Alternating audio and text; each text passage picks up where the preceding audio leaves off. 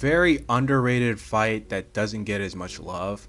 It literally has everything you would want in a fight at the highest level of the sport. Very competitive first half and a nail-biting 11th and 12th round. Both Tarver and Johnson started the 2004 year off defeating Roy Jones Jr., Tarver giving Roy his first legitimate loss, knocking him out, and Glenn Johnson to follow in his first defense for the IBF title to do the same thing. With both beating the clear #1 guy in the weight class, this fight was to dictate who is the best at light heavyweight. However, Johnson was forced to vacate the IBF title or be stripped in order to face Tarver. For Tarver, he was flat out stripped by the WBC for not facing his mandatory Paul Briggs.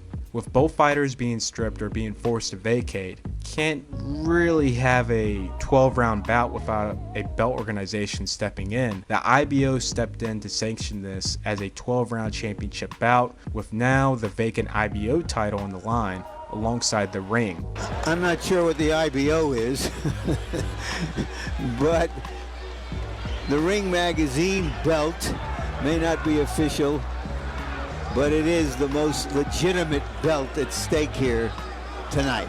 Tarver would bank in the early rounds. If he wears him down, two, would you prefer to fight? What's a good fight? You think he tried to do?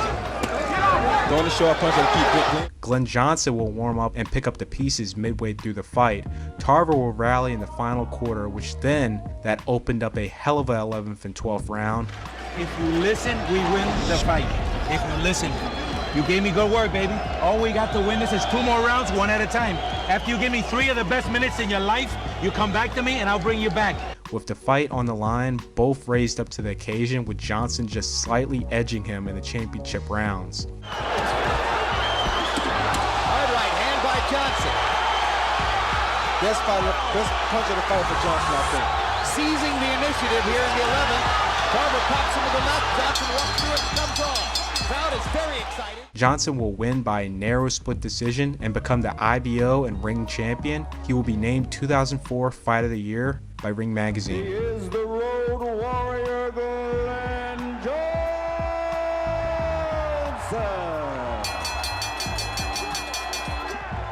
Convinces the judges with his energy and his commitment that he was the winner in the fight.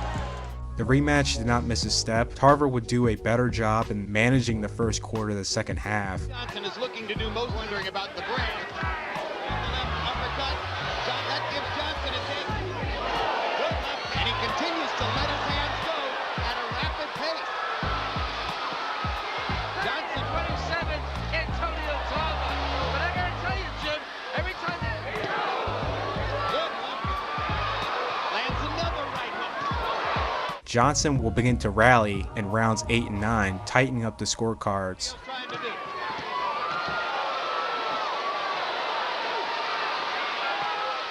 Tarver, a lot fresher, would take no chances and let his hands go on Johnson.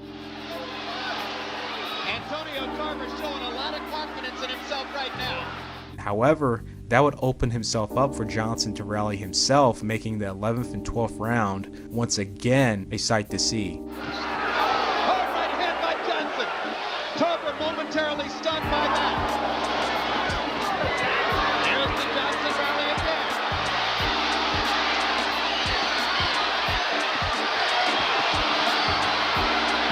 Johnson still wants to win. One of the best rounds you'll ever see. Ending the fight strong, Tarver will regain the championship by a narrow unanimous decision. One of the greatest unifications in the weight class's history, after Kameda's record-breaking fight against Naito for the lineal flyweight title in 2009. Coming into 2012, this was Japan's next big super fight. Strawweight prodigy Kazuto Ioka would blaze through the ranks, pick up the national title, then at the age of 21 in his 7th pro bout, knock out the 35-0 WBC champion Oledong Sitsamachai in the 5th round. After failing to become champ in his 7th pro bout for the WBC title in 2007, then losing a fight later, Yaegashi started back out at square one, rebuilding his career. He will knock out the now well-known Sersuke Rungvisai, pick up the national title, then 2 years later be in line to fight for the WBA strawweight title against Ponsawan, the Tank Pol Pramuk. exciting championship fight which will lead to a thrilling finish with Yaegashi stopping Tank in the 10th round.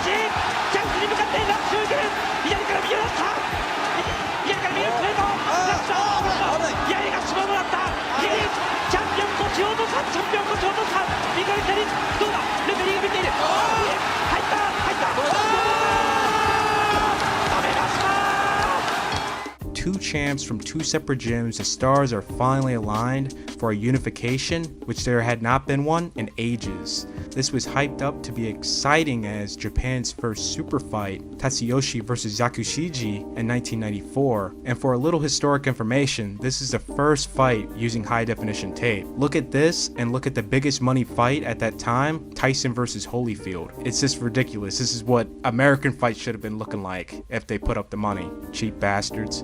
This was the Pacquiao vs Marquez in the strawweight class. Too close to call. Yaegashi was not only fighting Ioka, but he was fighting on borrowed time as both his eyes were almost closed completely. By miracle, he passed every test and not taking any chances. He fought like each round would be his last round. ワンツースリー、八重樫が出る。ガードしてますよ。はい、右から左フック。右アッパー、八重樫入った右フック当たった。八重樫のパンチがんでことに本当にどっちにも行きます。右。盛り返して互いに打ち合う。自分のキャリアだと言います。左を当てた井岡、ワンツーから右。井岡勝負と見る。ちょっと出た。右ボディ。井岡が歯を食いしばる。This was an open scored fight, and when the final scores came in after the ninth, you saw a desperation from both guys to finish the fight strong. どんなところなんですか？いやー、気持ちですよ。気持ち。ハードハード。おお、すごい。打ち合う。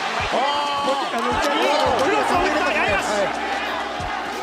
そして井岡、アッパーから左フック。八重樫もまだ当てる。右左。井岡は下がらない。23歳井岡と29歳八重樫と死闘。The 12th being one for the books, Ioka will become the unified champion by a hair on the scorecards. これが怖い。右、八重樫と八重樫が下がった。八重樫とパンチが当たった。井岡の動きが止まった。残り10秒。36分間の死闘が終わろうとしています。時代が求める世界チャンピオンは井岡か八重樫か。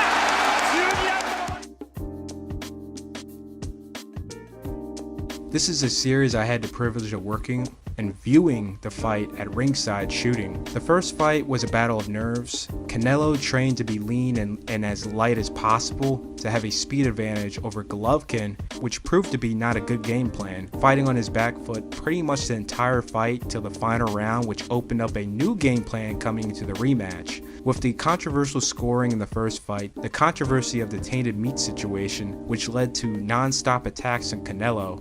When talking to Canelo's personal photographer and videographer after the weigh-in, how everything has been in camp and leading up to this moment, he told me how angry Canelo was about the controversy, how Golovkin's team fanned the flames, promoting the fight, and so on, to where the camp was dedicated to strength and to knocking Golovkin out. That's a hard mountain to climb there because of Golovkin's physicality, but if that's the case, then we're going to see an amazing fight because Golovkin is going to be going forward. If you're just rooting for a good fight, this is something great to hear. From my recollections, Canelo's locker room was filled with nervous energy. His playlist that day really didn't help either. It really sounded like the end of a final chapter in a movie.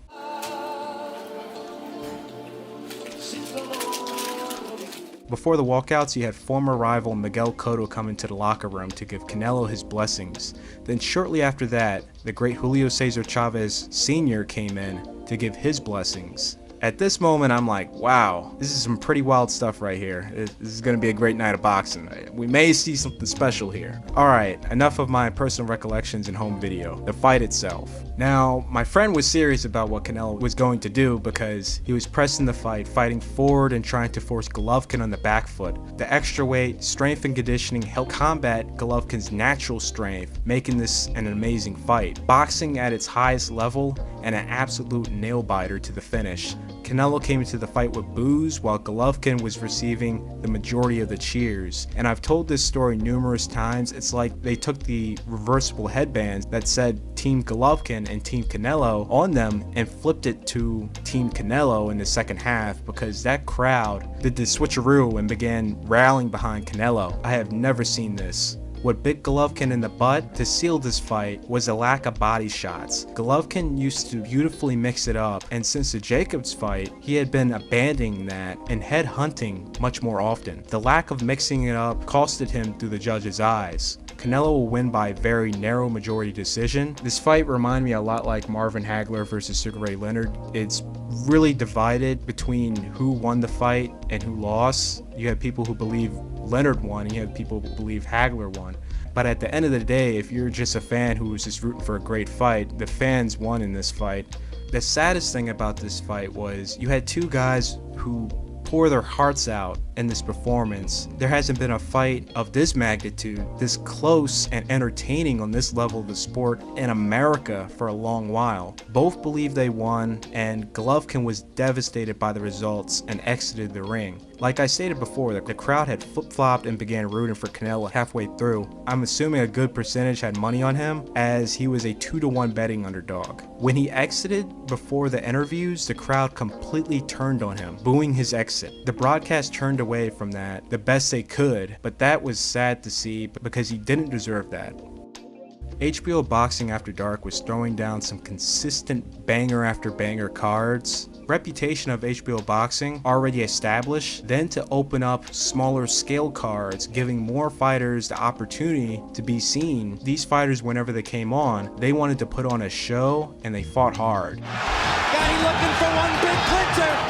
He's still trying hard, Larry. Oh, what drama. What a fight.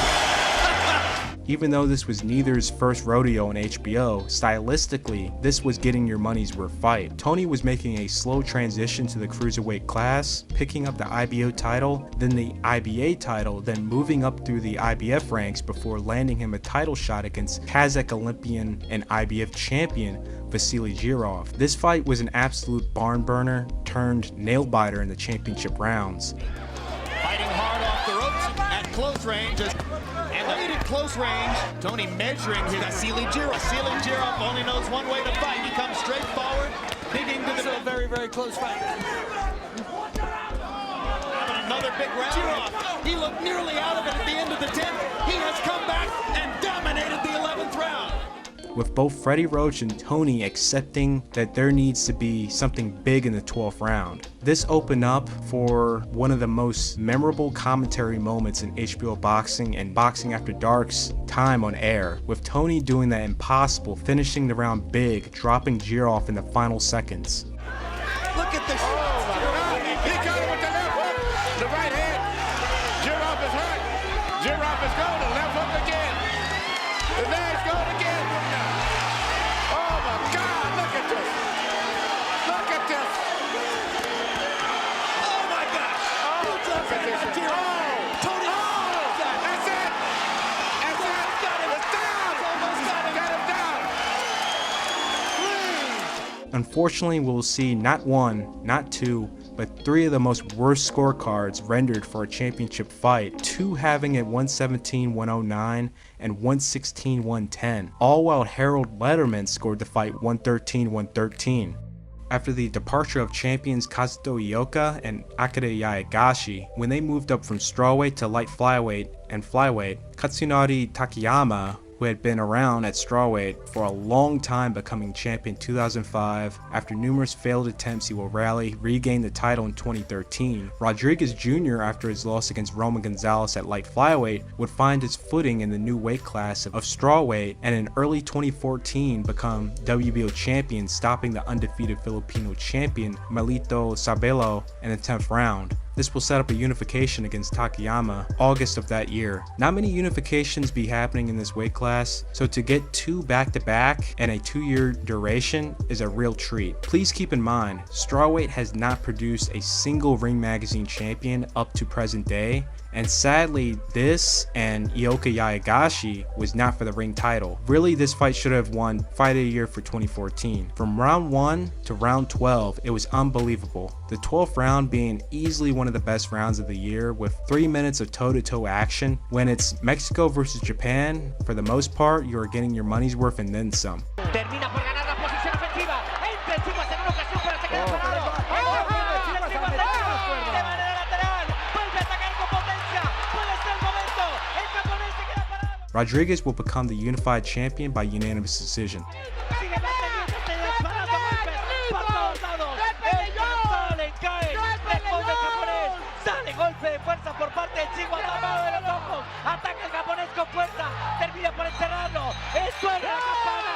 ¡Qué pelea! Despite Martinez's performance washing Alex Bunema and his robbery against Kermit Cintron, Martinez was still slept on into the Williams fight, who Paul Williams had a big reputation as the most feared fighter at welterweight, now making a splash at middleweight. Originally, Paul Williams was set to face middleweight champion Kelly Pavlik in October, then it was pushed to December, then later in October it was cancelled altogether. Martinez will fill in for that December 5th date. The first round will start off like your usual Williams round, with Williams getting the early knockdown. Martinez will begin to warm up to equal the knockdown count before the round ended. Tonight. Hard right hand, and Williams goes down, and Martinez has evened the round.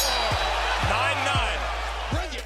Martinez would dictate the early rounds before Williams began to find his rhythm and come back into the fight in the midway marker. The second half of the fight would be too close to call, with quite a few swing rounds to where it rested on the championship rounds. There's another right hook, and another left hand, and another right hook, and another left hand, and another 2 right hooks, and another left hand. And Sergio Martinez is determined to try to win this fight. Crowd is standing.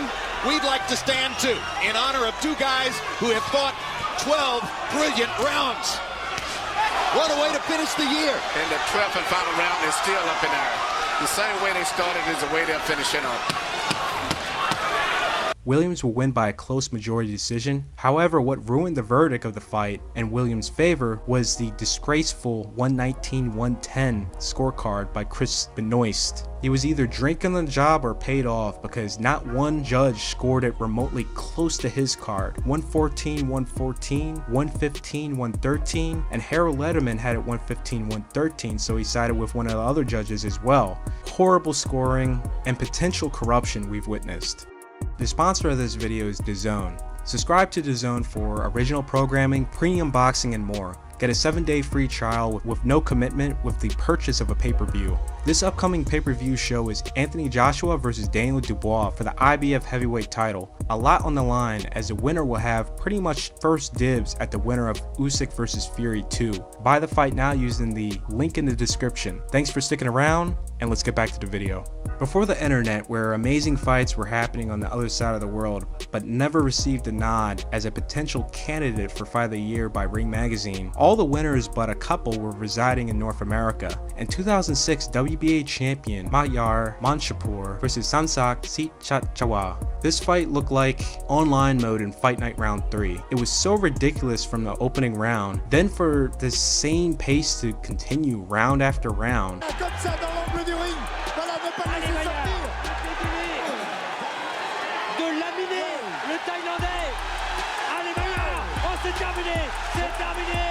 Il va plus pouvoir tenir. On a inversé les rôles. On a inversé les rôles. Allez, Maillard. Toujours devant. Jean-Claude, quand on demandait à Maillard Machipour, il est en train de le prouver, mais en face, il y a du grand. Et attention. Where in the second half of the fight could have been stopped by either guy. Aussi élevé. Oh, attention avec le crochet gauche. De Maillard Machipour qui a été renversement de situation. Crochet gauche. Allez, Maillard. La droite. Maillard aussi, là, sur les talons. Attention. Oh, c'est incroyable ce qui se passe ici. Oh, c'est à nouveau Sitchachawa qui est en difficulté. C'est un match, un combat fou. Un combat fou. Allez, Maillard. Il ne tient plus. C'est pas possible. C'est pas possible. There was a breaking point entering the 10th round. All 3 judges had this competitive battle practically tied coming into the 10th. Maillard ne peut plus faire l'erreur. Montez les mains. Montez les mains Maillard.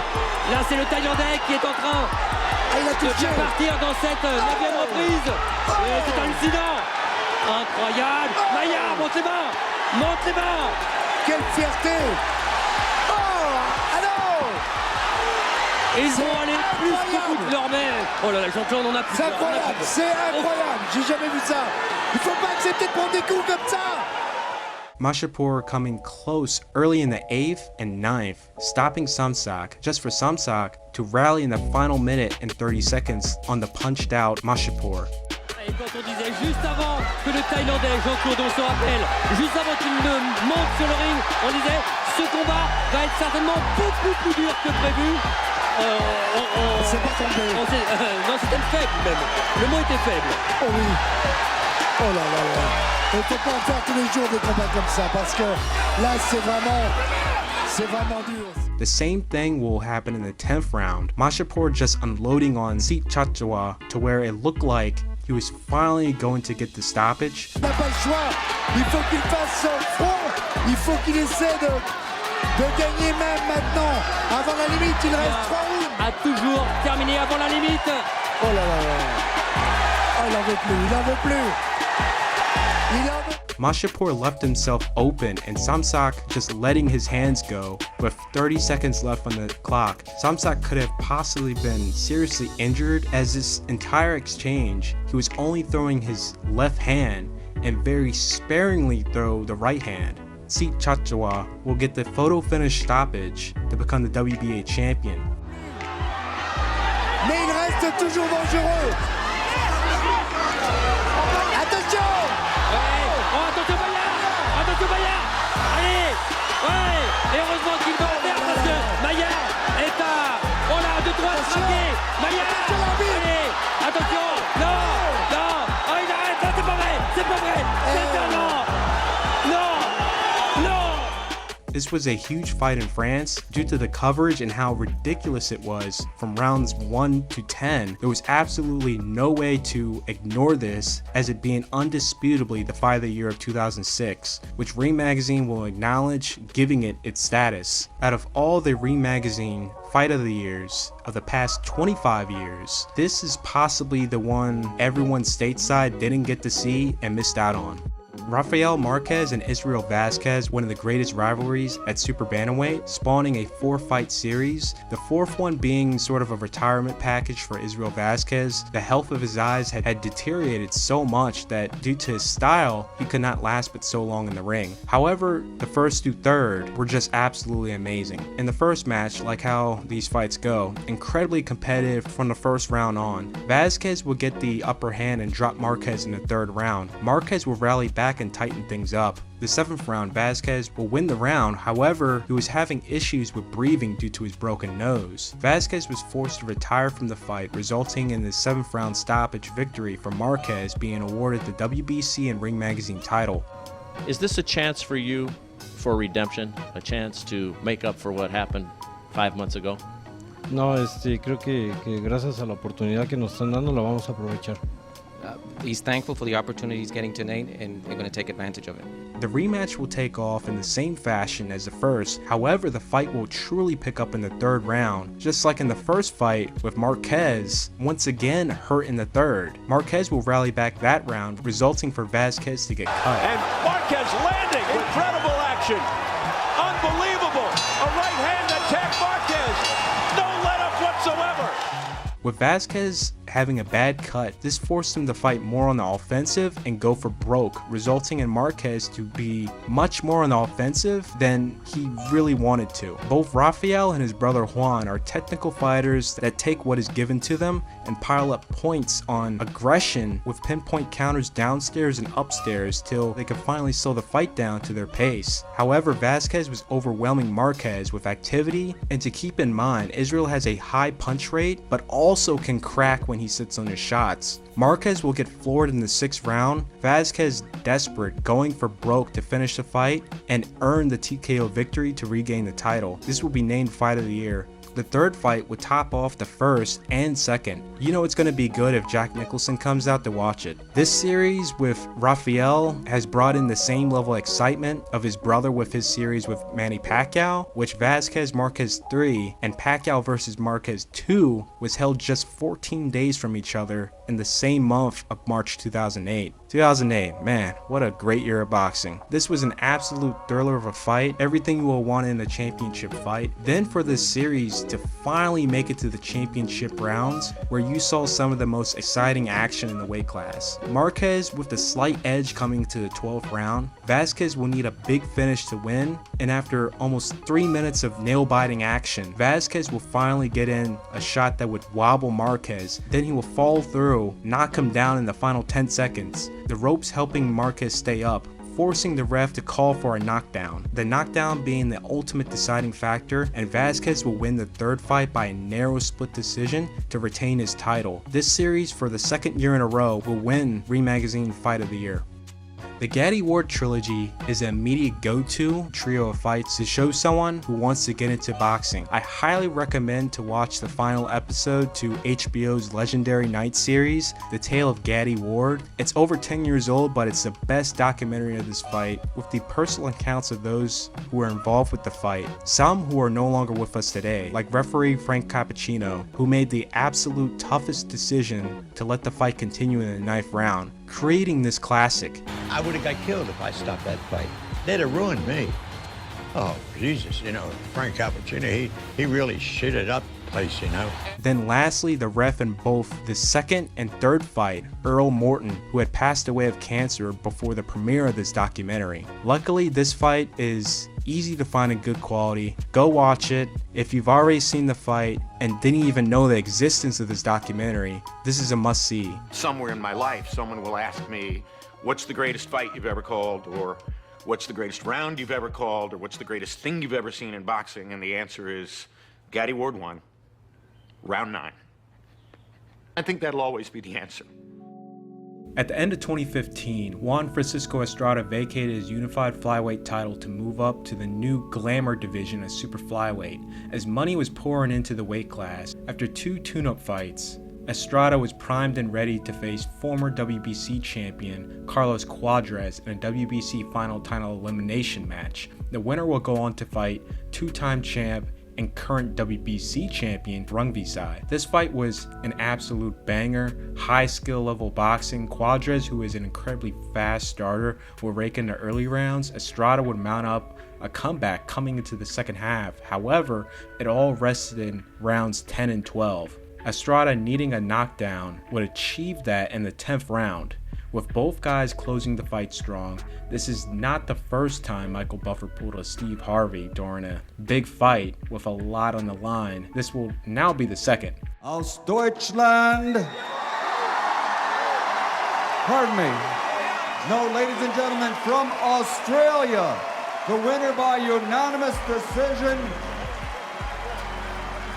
And he would announce Cuadras as a winner, which there was a massive uproar from the crowd. Then Buffer had to retract his announcement, and Estrada was named the winner, which his reaction was absolutely priceless. Estrada will lose against Rungvisai for the WBC and vacant ring and lineal title.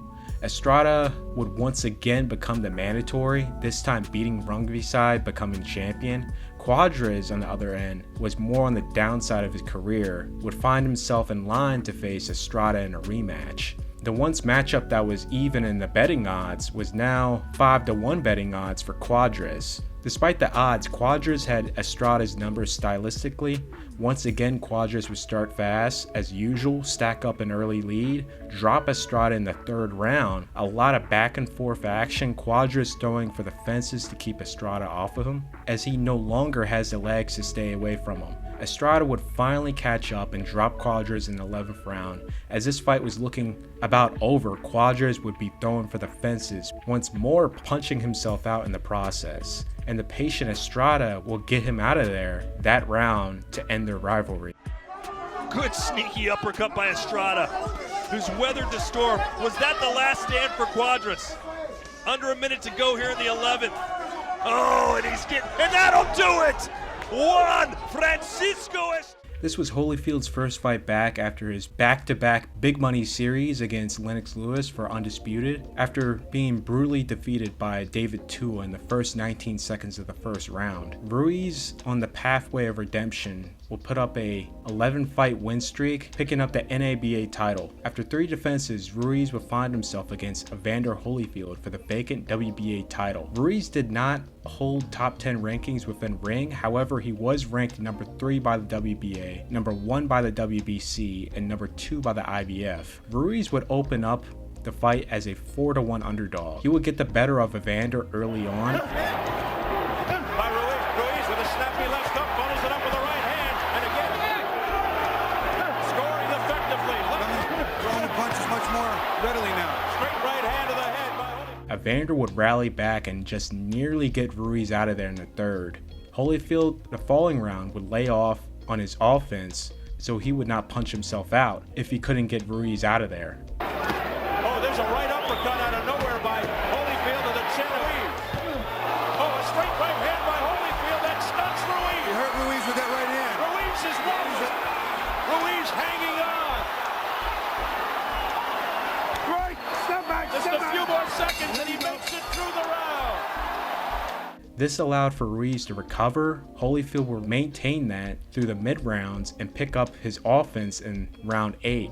This rally would wake up Ruiz. He will counter back with his own. Holyfield would look visibly faded in the 9th round, where Ruiz would capitalize and rally. The commentators were calling this boring, however, this was a rather exciting fight that opened up an interesting final quarter. Ruiz would bank in almost the rest of the rounds. Holyfield would find a second win in the back half of the 12th round, as Ruiz is absolutely exhausted. Holyfield would finish the fight off strong, however, was it enough to win on the cards? That's up to you to decide.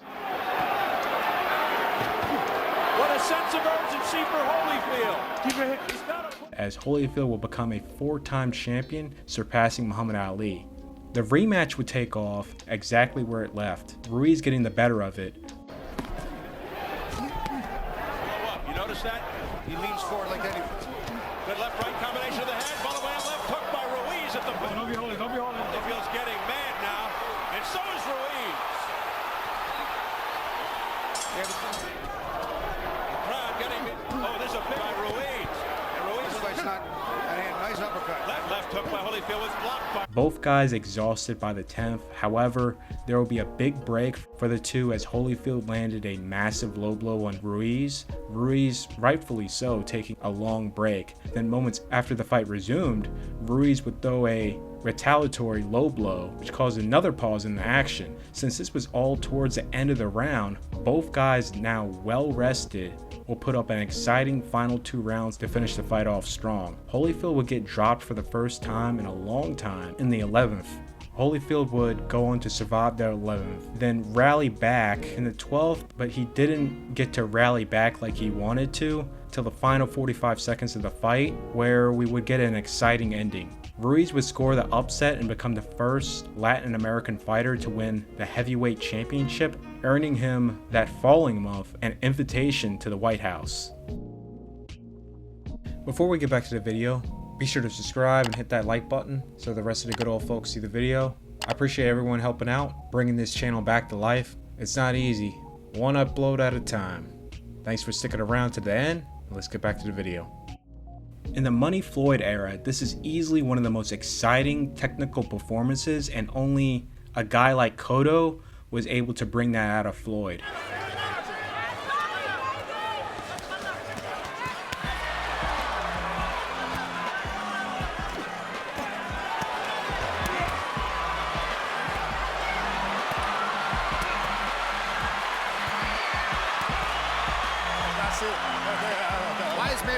Agreeing to stay in the corner there.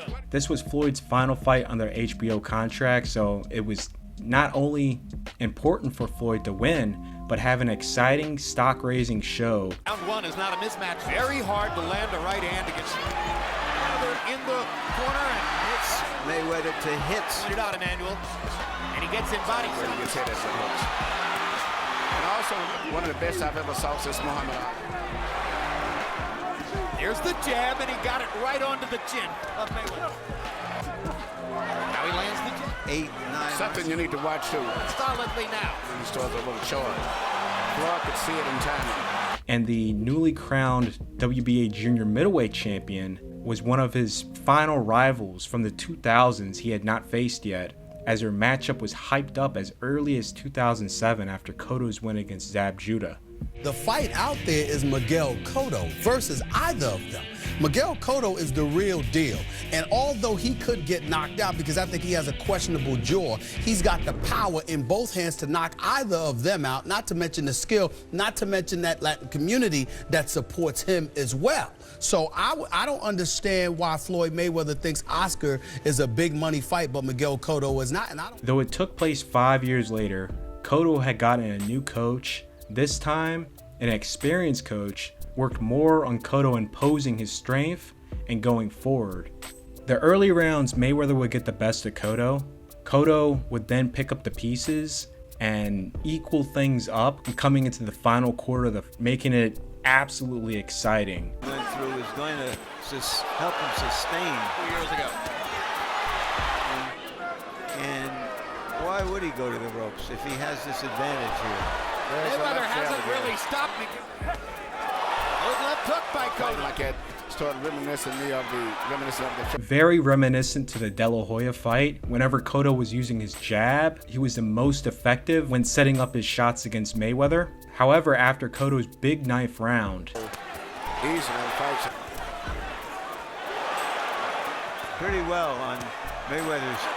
Mayweather's allowing some body shots here. Boom! Cotto's putting a lot of... But Cotto makes his mark.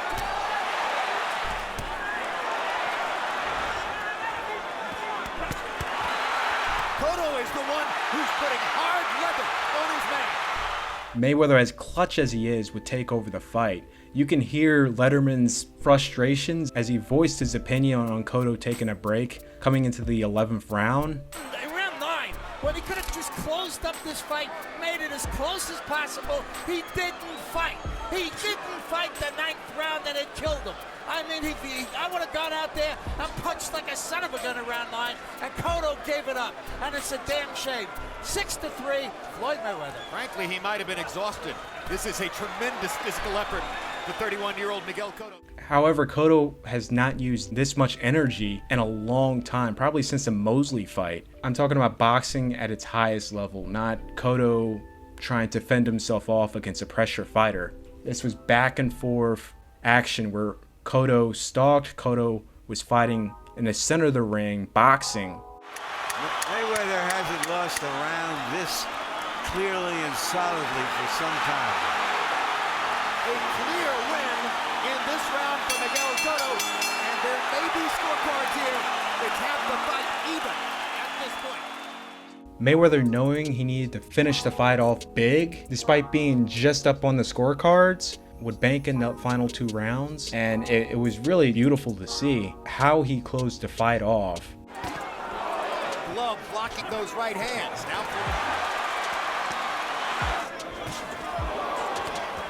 Cotto slowing down here in the 11th round. Seeing Mayweather in a hard fight and bleeding, that they are really... Cotto is staggered by that uppercut. Almost fell forward. And since this was his final fight on HBO, this was a proper send-off right here. As Mayweather will win by unanimous decision, the final quarter of the fight was the determining factor for this win. That uppercut, there's another left uppercut for Mayweather. He's having a huge stroke round. You was a hell of a fighter. You was a hell of a field legend. You tough. Good. This was Broner's second fight back after his defeat against Marcos Maidana. Emmanuel Taylor, on the other hand, just coming off a big win against boxing prospect Kareem Mayfield. Easily one of the most exciting fight on Broner's resume.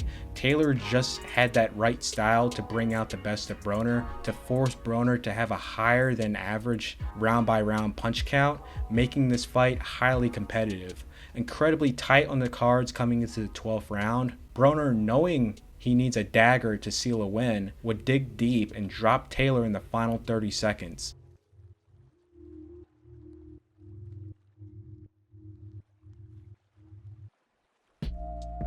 Broner would earn a unanimous decision win, the knockdown in the 12th being the difference maker, as it would be ruled a majority decision, as one judge would have scored it a draw.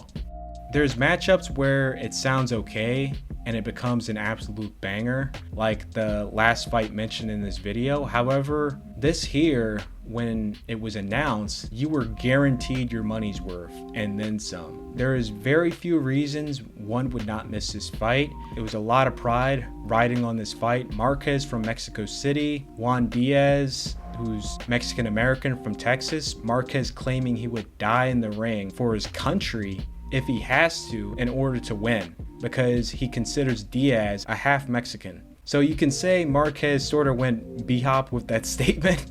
Marquez just came off becoming the lineal and ring champion against Yoel Casamayor. Diaz just rebounded back against Michael Casides for the IBO title after his massive upset decision loss to Nate Campbell, which respectfully, Diaz remained in the top 3 ranks. This fight was more of a real test to Marquez's prospects at lightweight. Casamayor was considered an aging champion in his last days after his nail-biter win against Casides. Juan Diaz, despite losing 3 out of the 4 belts against Campbell, he was the best lightweight in the division at the prime age of 25. This fight, Jim, is for all the marbles at 135. The winner will certainly be unanimously recognized as the best lightweight in the world. And if it's Marquez, he wants to move up and fight the winner of Pacquiao-Hatton. If it's Diaz, he wants to rule this division. Diaz, the fast starter, would immediately start the fight off at a fast pace, with Marquez trying to fend him off, turning the first round into a classic. 3 body shots from Marquez. Diaz goes in with the right hand. This is going to be a hellacious war. Cultural Mexican tradition of willing to mix it up. And are they ever? What a big left hook by Diaz. Marquez trying to fire back. Lands a right cross and a left hook. Round 1 is an all-out war. Round 2 would pick up after the second, with Diaz getting the better of the exchanges, buckling Marquez. Despite Diaz getting the better of Marquez both rounds, Marquez was still able to keep it even on the punches landed, landing at the 2-minute marker, 28 to Diaz's 24. Body shots by Diaz. His head is up more. Big left hook. Staggers Marquez. Marquez in trouble and trying to fight his way out of it. For what round 1 looked like, it looked like a round out of a Morales-Pereira fight. And so does this one. 30 punches in the round. Dancing and hunting. Marquez going to the body and coming back up. Missed the right hand. It was the silent counters and combinations to the body. The playing field will begin to open up for Marquez as he begins to have more success in exchanges. However, Diaz is still winning. But you have to wonder about those reflexes. Ryan Cortez looked really good in the first couple rounds against a guy who's looked just a tiny bit better.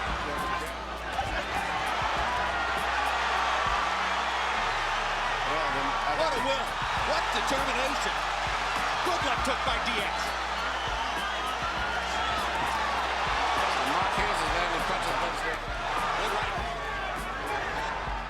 As Diaz's pace just slowed down a bit in the 4th, Marquez will have his most successful round in the fight so far. Right there, 3-0 Diaz.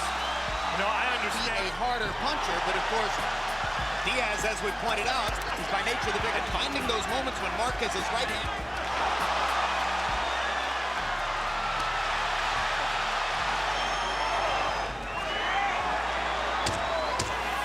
Why should a fight like this even be scored? Diaz will rally back in the 5th and just beat Marquez to the punch, landing beautiful combinations.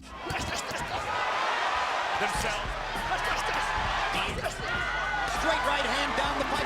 Tough fight by him. Another huge left hook by Diaz. Predator Network, Showtime. One difference. Good left hook by Diaz again. And a end of the round by Marquez. 6th round, Marquez would find more success fighting at his pace, bagging in that round, and the turning point in the fight as Diaz begins to show signs of fatigue. Diaz is a back into the ropes. All-out war.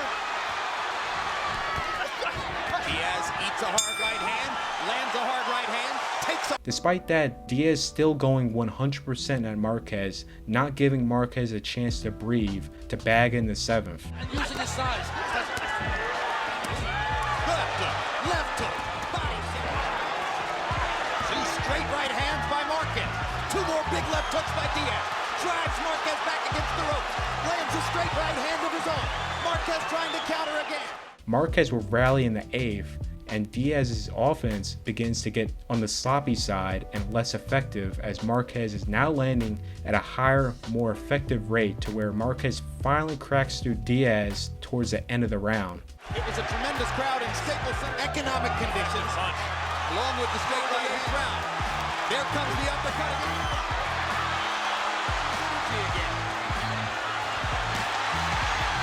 Even though they're both supposed to be Mexican, this is amazing. Marquez is a good defensive Marquez adjusts and comes on. And Diaz got caught with a left hook and he looks stunned. 25 seconds to go. Marquez, who expended a lot of energy in the 8th, would take a break. Diaz, not doing all too much either, would form an offense and hit the wall in the process, where Marquez saw this as an opportunity to take over for good in the final minute of the 9th. After a perfectly timed right hand, it didn't take long at all to put Juan down. Huge uppercut. Down goes Diaz. Well, let's see something because he doesn't know how to clinch. Can he make it out of the ring? Despite Diaz getting up, he had never been in that situation before, and Marquez is one of the greatest finishers, and he immediately put Juan away. A Spanish fighter would probably clinch, but I don't think that's what he's going to do. And look at Marquez go to the body. Look at him go to the body to try to set up the finish, and what a right hand, and that will be that. What you just saw was a really good young fighter knocked out by a great old fighter. Pound for pound, number 1. Maybe, Marquez. just might No, be. that's what you said, and you have good grounds to say that. Well, let me say this. That's as sensational as any performance Manny Pacquiao's ever produced. Despite Roach being used as a political pawn with little to no expectations from the casual audiences and experts to win, just simply be a highlight reel to the opponents that moved up in class to face Davis. This turned into an unexpected banger. It's like the football rivalry, no matter what the odds are, it could be the playoff-bound Cleveland Browns up against the 2009 Detroit Lions. When pride is at stake, it elevates one's game. This fight was no different. Roach was immediately ruled out. The odds were against him. However, he's a dude from DC, and he's up against a dude from Baltimore. Roach ain't gonna fold and be a highlight reel against some dude from Baltimore. And I'm glad he came in with that hunger, that prideful mindset, because this was a fun fight to watch from both sides. But when you have an unexpected banger with a clear B-side, there is going to be some controversy. Where Davis takes a knee, which was not called a knockdown, this would be the deciding factor as the fight was ruled a draw. On a closing note, I find it very strange that there are no publicly published photos of the knockdown seen all around the world on TV, just the aftermath without context what looks to be an awkward stumble. Now, just a theory and a rumor about 10 plus years ago, if you were a photographer or videographer caught taking photos or video of a certain shadowy figure, your credentials would be revoked and you'll be blacklisted by the third-party company that issues the credentials. Maybe they're saving these photos for the countdown show of the rematch, but I can only theorize that these photographers were given a heads up if they publish these images, they will have their press passes revoked and banned from future events. After a successful US debut against Paulie Malignaggi, Amir Khan was set to defend his WBA junior welterweight title against hard-punching contender Marcos Maidana in Las Vegas. Maidana was a huge test for Khan as he was on a 4-fight win streak after the Andreas Kotelnik robbery for the WBA title. 3 out of those 4 wins were by knockout, which those were notably against Victor Cayo and Victor Ortiz. as Khan had proved that he's a much different fighter under Roach after his first round knockout defeat against Bradis Prescott. He hasn't faced anybody that can punch like Bradis till the Maidana fight. This being on US soil, making it more of a plus as there was still skeptics in regards to Khan's durability and chin. The fight would start off incredibly fast with Khan dropping Maidana in the first round. The hand speed difference is better. Hit him all. In the eyes of judges, incidentally, he's won at least 40 out. And down goes Maidana on a tremendous body shot, and he may not get up. Now he's going to get up. You don't want to. What a body shot by Khan. You don't want to get up. Then to easily bag in the early rounds. Maidana will pick up the pieces and begin to rally back midway through the fight, making the fight incredibly entertaining. Khan would fire back, however, the momentum was slowly moving towards Maidana's favor. Now Maidana finds him and lands the right hand. Maidana got in his hard right hand. You know, Maidana's one of those guys who might strike out a lot. Check out the muscles in his legs. Not caused by a bullet. Is it labeling him to win this fight? Oh, left hook by Maidana. Khan on the run. Even if you're beating him, you know that this stuff is coming. This is a Maidana round. Then in the 10th round, Khan's chin and heart will come to the test as Khan gets cracked by Maidana. Hard right hand. Khan is tremendously wobbled. Amir should be holding on right now. Maidana clocked him big time with the right hand. Khan was momentarily out on his feet. And he's hurt again. Maidana's got his chance. Plenty of time left in the 10th. And the left hook lands. Khan somehow managed to survive the round, as this happened very early in the round. Some crazy gymnastics was pulled to make it through to the end. Will he hold? Will he hold? He will not. He pushes Maidana away. He wants to fight on wobbly legs. Too much heart. 10 seconds to go in the round. Khan is wobbly again. Maidana too tired to land cleanly. Maidana can't get him out of there. Maidana expending some serious energy in the 10th will allow Khan to rally and open up in the 11th, which would then open up a very entertaining 12th, as scores were now fairly tight with both guys trying to finish the fight all strong. It's been a great fight. Then everybody says, well, maybe he's special. Oh, huge right hand by Khan. Khan's going to choose to risk and fight again. And now Khan fires one last combination in the center of the ring. Secured safety for Khan. And this may win him the round. And if he wins the round, he may be safe.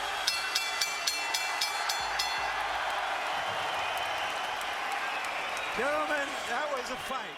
Khan will win by a narrow unanimous decision, the knockdown and point deduction in round 5 being the difference maker, as two judges scored it 114-111 and one 113-112. This fight was several years in the making. It was originally supposed to happen back in 2022, however it got cancelled after Ben being tested for a banned substance. Then for the fight to be pushed back even further when Eubank Jr. lost to Liam Smith.